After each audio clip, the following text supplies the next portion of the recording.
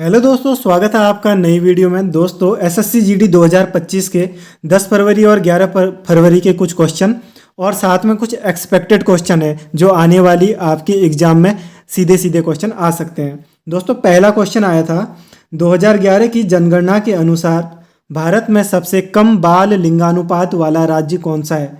दोस्तों इसका उत्तर है हरियाणा। दोस्तों बाल लिंगानुपात 0 से 6 आयु वर्ग के बच्चों की जो लिंगानुपात की गणना की जाती है वह बाल लिंगानुपात के अंदर आता है। दोस्तों यह है 834 और जो लिंगानुपात है 1000 पुरुषों में महिलाओं की संख्या मापते हैं। दोस्तों जनगणना की वीडियो मैंने डाली थी, जनगणना के काफ़ी सारे क्वेश्चन आपके एग्जाम में पूछे जा रहे हैं, तो जनगणना को आप मेरे चैनल पे जाके विजिट कर लेना। जनगणना के हर शिफ्ट में 2 क्वेश्चन आ रहे हैं। दोस्तों आगे क्वेश्चन आया था उड़ीसा के सबसे लोकप्रिय नृत्य के नाम बताओ। दोस्तों इनमें से जो भी आपका ऑप्शन था देख लेना। ओडिसी ये तो शास्त्रीय नृत्य है, छऊ नृत्य, दलखाई नृत्य, गोटीपुआ, चैती घोड़ा ये सब उड़ीसा के लोकप्रिय नृत्यों के नाम हैं। दोस्तों फूल का पर्यायवाची पूछा था।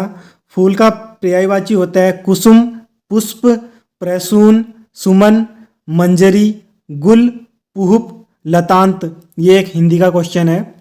दोस्तों आगे क्वेश्चन देखते हैं। उपराज्यपाल से क्वेश्चन आ रहा है भारत में लद्दाख के उपराज्यपाल कौन है। दोस्तों इसका आंसर है ब्रिगेडियर बाल दत्त मिश्रा। दोस्तों कोई एज इट इज क्वेश्चन नहीं भी हो सकता है तो उसको आप एक्सपेक्टेड क्वेश्चन मान के जरूर याद कर लेना। ये मत सोचना कि ये तो क्वेश्चन पेपर में आया ही नहीं था। जो क्वेश्चन पेपर में नहीं आया था वह आगे आने वाली शिफ्ट में आ सकता है, इस चीज़ का हमेशा ध्यान रखना। आगे क्वेश्चन है भारत की जीडीपी की गणना कौन सी संस्था करती है। दोस्तों इसका उत्तर है केंद्रीय सांख्यिकी कार्यालय, CSO इसका शॉर्ट नाम है। दोस्तों विज्ञान के संदर्भ में V का अर्थ क्या है। शायद ये परसों की शिफ्ट में कहीं क्वेश्चन आया था, ये मुझे मिला तो मैंने ये डाल दिया। दोस्तों आपके ऑप्शन क्या थे वो मुझे नहीं पता, बट V का अर्थ वोल्ट या V का अर्थ वेग, ये दोनों ही अगर ऑप्शन में थे इन दोनों में से कुछ भी एक सही होगा। दोस्तों गेहूं का पर्यायवाची शब्द पूछा था। इसका पर्यायवाची इस गेहूं का पर्यायवाची शब्द होता है कनक, गोधूम, गंदुम, तृण और सुमन। दोस्तों आगे क्वेश्चन देखते हैं। एक क्वेश्चन पूछा था भारत के संविधान के निम्नलिखित अनुच्छेदों में से कौन सा अनुच्छेद धार्मिक स्वतंत्रता के अधिकार की गारंटी देता है। क्वेश्चन दिख रहा है आपको। दोस्तों इसका उत्तर है अनुच्छेद 25 और 28। दोस्तों आगे क्वेश्चन पूछा था नाटू नाटू गीत के लेखक कौन है। इसका उत्तर है लेखक हैं चंद्र बोस। इसको कंपोज किया था MS कीरावानी जी ने। 2022 का फिल्म 22 की फिल्म थी RRR, RRR बोलते हैं इसको। इसका ये सॉन्ग था। इसके गायक थे राहुल सिपलिगंज और काला भैरव। ये सारे क्वेश्चन अब आगे आने वाली शिफ्टों में पूछ सकता है, इसलिए डिटेलिंग में मैं आपको क्वेश्चन बता रहा हूँ। दोस्तों ये गाना था और ये जो फिल्म थी ये थी तेलुगु भाषा और तेलुगु फिल्म थी। इसमें अवार्ड मिला था, गोल्डन ग्लोब अवार्ड मिला था और ऑस्कर मिला था इसको ऑस्कर मिलने के कारण ये बहुत ज़्यादा फेमस हो गई थी, इसीलिए यहाँ से क्वेश्चन उठाया। दोस्तों आगे वापस से भारतीय संविधान से क्वेश्चन पूछा है भारतीय संविधान में कितने अनुच्छेद हैं। दोस्तों मूल रूप से 395 अनुच्छेद हैं और वर्तमान में 448 से ऊपर, कई कई जगह आपको 470 के आसपास अनुच्छेद दिखेंगे। मेरे हिसाब से क्वेश्चन ये आया होगा, वर्तमान का नहीं पूछा होगा, क्योंकि काफ़ी सारे जो अनुच्छेद हैं हर रोज़ मतलब जुड़ते जा रहे हैं। हर महीने 2 महीने में संविधान संशोधन हो जाता है और कुछ न कुछ जुड़ जाते हैं अनुच्छेद। महीने 2 महीने में तो नहीं, मतलब 6-7 महीने में या साल में काफ़ी सारे अनुच्छेद जुड़ जाते हैं। दोस्तों अनुच्छेद की एक नई वीडियो लेके आऊँगा जिसमें मैंने सारी PDF भी बना रखी है आपके लिए। अगर ये मैंने पढ़ा दी होती तो आपके 2-3 क्वेश्चन यहीं बन जाते। बाकी इसको मैं 1 या 2 दिन में ज़रूर पढ़ा दूंगा। ये 5 पेज की PDF है, इनमें से ही क्वेश्चन आएगा। दोस्तों ये देखो मैंने लिख रखा है भारत के संविधान के महत्वपूर्ण अनुच्छेद। संविधान द्वारा 26 नवंबर 1949 को पारित किया था।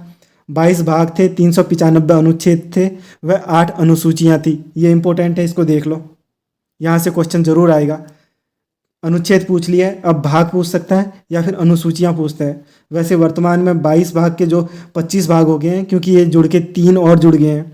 बाकी वैसे आपको 22 ही याद रखने हैं और 395 अनुच्छेद हैं। अगर जुड़ तोड़ के बात करें तो 470 के आसपास अनुच्छेद हो गए हैं। पहले अनुसूचियाँ मूल जो संविधान था उसमें 8 अनुसूचियाँ थी और वैसे अब 12 अनुसूचियाँ हो गई हैं।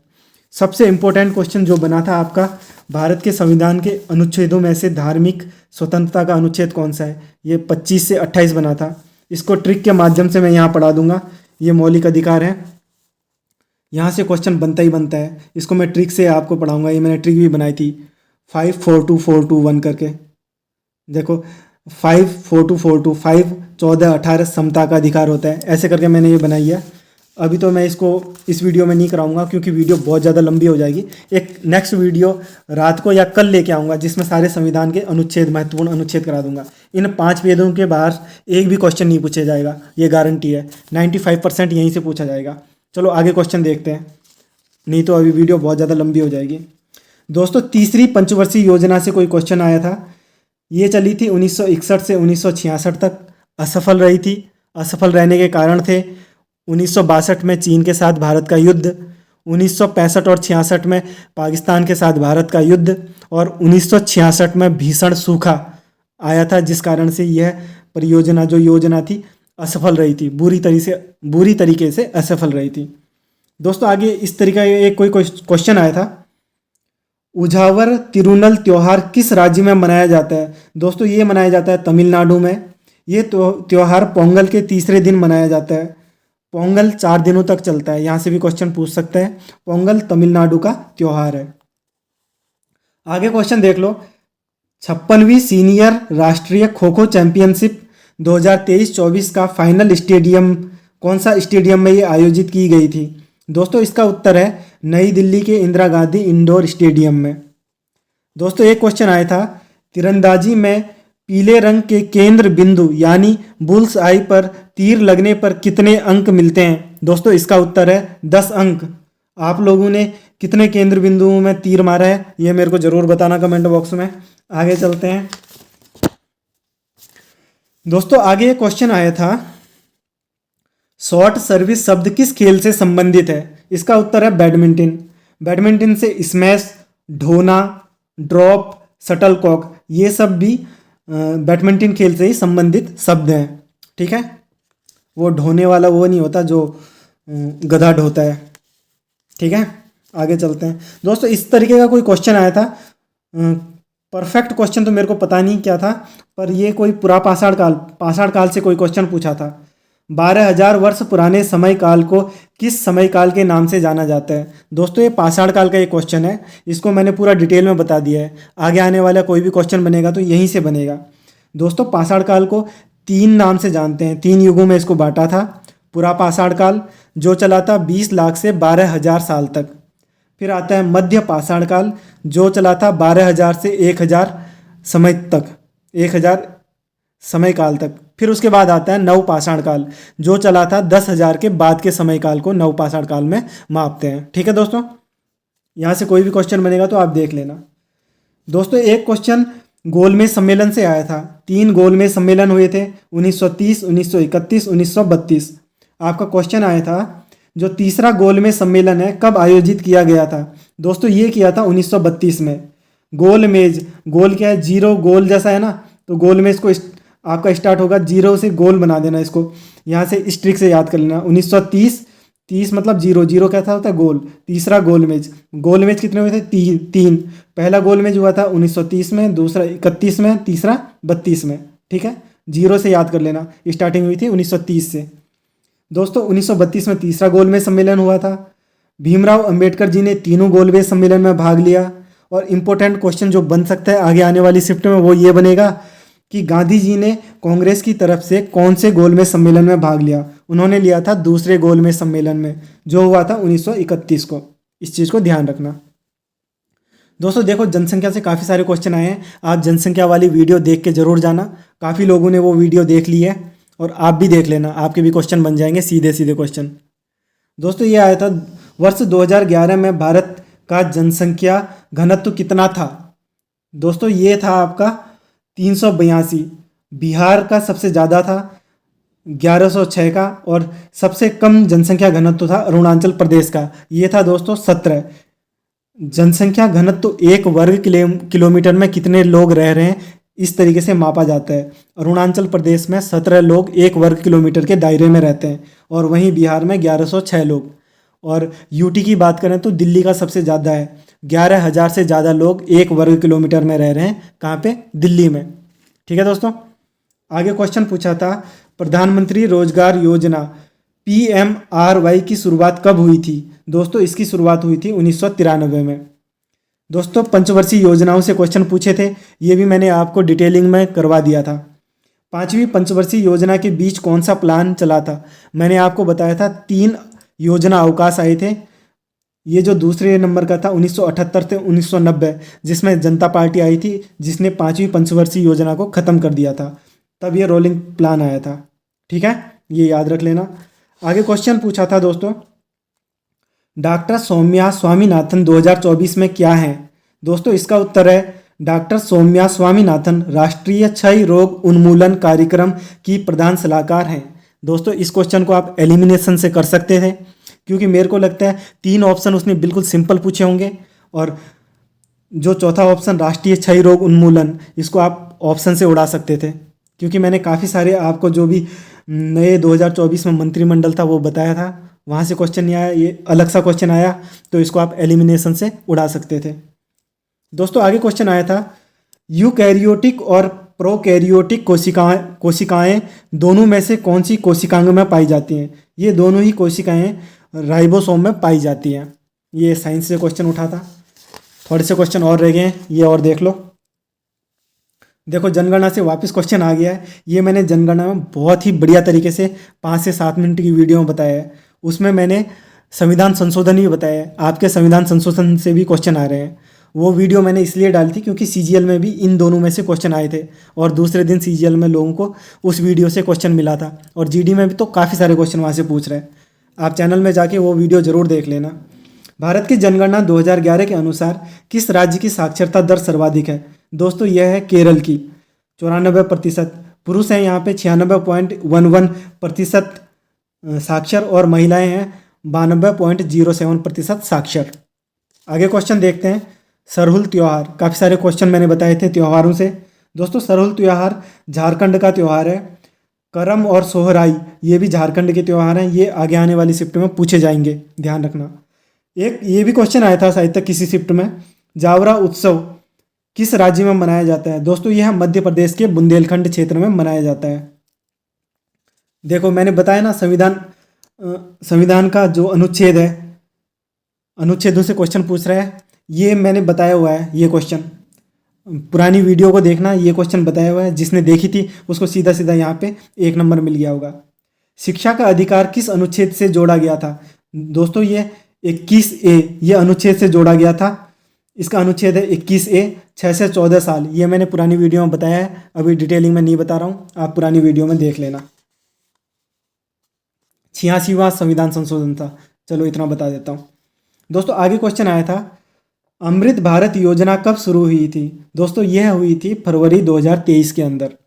अमृत भारत स्टेशन योजना फरवरी 2023 में शुरू हुई थी। यह योजना रेल मंत्रालय ने देश के 1275 स्टेशनों के पुनर्विकास के लिए शुरू की थी। आगे क्वेश्चन देख लो, इम्पोर्टेंट क्वेश्चन है, डिटेलिंग मैंने यहाँ पे करवा दी है, और पक्का छपने वाला क्वेश्चन है। आगे आने वाली शिफ्ट में हूबहू यहाँ से क्वेश्चन छपेगा, गारंटी है। दोस्तों एक क्वेश्चन आया था, साल 2023 में पर्पल कैप किसे मिला था? दोस्तों ये IPL का कैप होता है, पर्पल कैप और ऑरेंज कैप। दोस्तों पर्पल कैप मिला था मोहम्मद शमी को। गुजरात टाइटंस के ये गेंदबाज हैं। पर्पल कैप मिलता है गेंदबाज को। इन्होंने 17 मैचों में 28 विकेट लिए थे।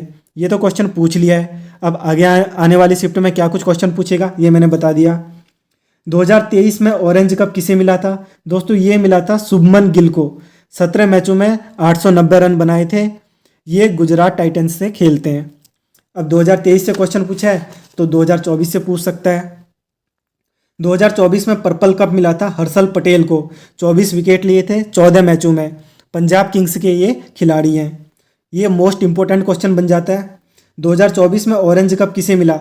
दोस्तों ये मिला अपने चीकू भैया को, मतलब विराट कोहली को। 15 मैचों में 741 रन बना दिए। रॉयल चैलेंजर्स बेंगलुरु से ये खेलते हैं। ठीक है दोस्तों, आगे क्वेश्चन देख लेते हैं। अब देखो संविधान संशोधन से ये क्वेश्चन आ गया ना दोस्तों। मैंने संविधान संशोधन भी करवा रखा है आपको उस वीडियो में ही जिसमें जनसंख्या करवाया है। आप चैनल पे ढूंढ के उस वीडियो को देख लेना। 61वां संवैधानिक संशोधन अधिनियम किससे संबंधित है? दोस्तों यह है मतदान की आयु 21 वर्ष से 18 वर्ष कर दी थी इस संविधान संशोधन के अंतर्गत। पद्म श्री पुरस्कार से सम्मानित कथक नृत्य से जुड़े कलाकार कौन है? दोस्तों ये हैं सितारा देवी और डॉक्टर पुरुषोत्तम दाधीच। पद्म श्री से सम्मानित कुछ और कलाकारों के नाम हैं पंडित बिरजू महाराज, गुरु कीज पदम कुमारन नायर। दोस्तों पुडुचेरी के वर्तमान उपराज्यपाल कौन है? के कैलाश नाथन। जावरा उत्सव कहाँ मनाया जाता है? दोस्तों यह मनाया जाता है मध्य प्रदेश के बुंदेलखंड क्षेत्र में। इस उत्सव को हार्वेस्ट डांस के नाम से भी जाना जाता है। यह नृत्य फसल कटाई के समय किया जाता है। दोस्तों घरानों से भी क्वेश्चन पूछ लिए हैं। ईश्वरी प्रसाद किस घराने से संबंधित हैं? दोस्तों ये हैं कथक नृत्य के लखनऊ घराने से संबंधित हैं। पंडित जसराज महाराज ये हैं मेवाती घराने से। पंडित रविशंकर मेहर घराने से। पंडित भीमसेन जोशी किराना घराने से। ये इंपॉर्टेंट क्वेश्चन है, आगे आने वाली शिफ्ट में हूबहू छपेंगे इसलिए बता रहा हूँ। दोस्तों एक क्वेश्चन आया था, नील आर्मस्ट्रॉन्ग के साथ पहली बार चंद्रमा पर जाने वाले दूसरे अंतरिक्ष यात्री कौन थे?